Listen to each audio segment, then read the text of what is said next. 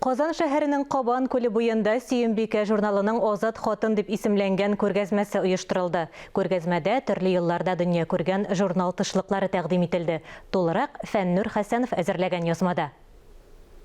Күргәзмәдә төрле елларда дөнья күргән журнал тышлыклары тәкъдим ителә. Сөембикәнең һәр тышлыгы үзе бер тарих, Азат хатын тарихы. Аларның һәрберсе илебез үткән эпоханы чагылдыра. Революция, НЭП, илне индустрияләштерү, сугыш еллары, сугыштан соңгы күтәрелеш чоры, тыныч тормыш. Күргәзмә журнал тышлыгы кичергән үзгәрешләрне дә күрсәтә.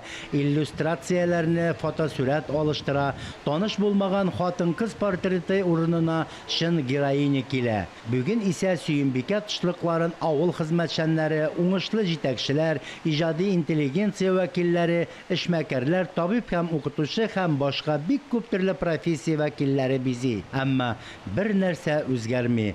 Элек тә, хәзер дә беренче чиратта аларның һәрберсе хатын-кыз. Узган елның монда Кабан күле буенда рәссам Нияз Хаҗәхмәтовның күргәзмәсе ачылган иде. Һәм безнең шул вакытта миндә шәхсән редакциядә шундый хыял туды, безнең журналны шунда күрсәтергә дигән. Һәм бүген безнең өчен бик сөенечле көн. Безнең хыял чынга ашты. Без үзебезнең журналны монда күрсәтә алабыз. Бу күргәзмәнең максаты нидә? Сөембикә журналының беренче саны 1913 елда чыккан. Һәм аның 100 еллык тарихы бар димәк. Шул 100 ел дәвамында редакциядә зур архив тупланган.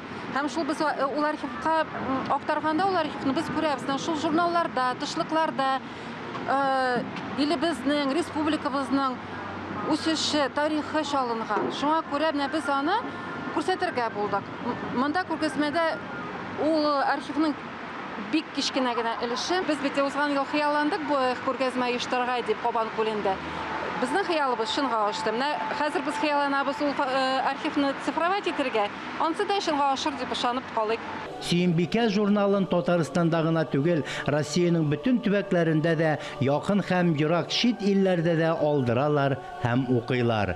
Чит җирләрдә гомер иткән милләттәшләребезне ул туган як, рухи ватаннары белән бәйләп тора, дисәк тә бер дә ялгышмабыз.